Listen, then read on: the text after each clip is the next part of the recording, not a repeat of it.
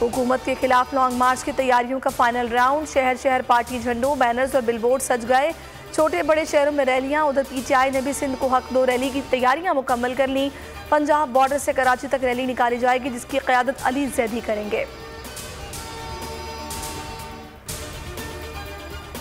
किसने कहा तहरीक-ए-एतमाद कामयाब हुई तो मैं आऊँगा? सहाफ़ी के सवाल पर शहबाज शरीफ का जवाब। बोले, अपना नाम लेने वालों का शुक्रगुजार हूँ, लेकिन फैसला नवाज शरीफ की मुशावरत से होगा। तहरीक-ए-एतमाद आईनी हक है, इस्तेमाल करने से कोई नहीं रोक सकता। वज़ीर-ए-आज़म इमरान खान अदम एतमाद का डट कर मुकाबला करेंगे। वज़ीर दाखिला शेख रशीद कहते हैं खरीदो फरोख्त के बाजार में सियासी ड्रोन हमला करेंगे, तुर्क का पत्ता चलेंगे। मुल्क के इदारे गैर जानिबदार और जमहूरी हुकूमत के साथ खड़े हैं।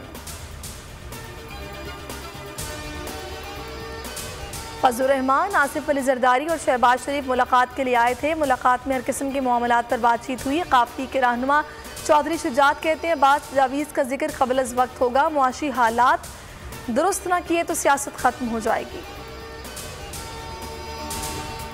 मुर्गी, दूध, दही, टमाटर, चावल और आटा महंगा। एक हफ्ते में 20 खाने पीने की अशिया महंगी। मुल्क में महंगाई की मजमूई शरह 15.90% की सतह पर आ गई। इदारा शुमारियात ने महंगाई की हफ्तावार रिपोर्ट जारी कर दी।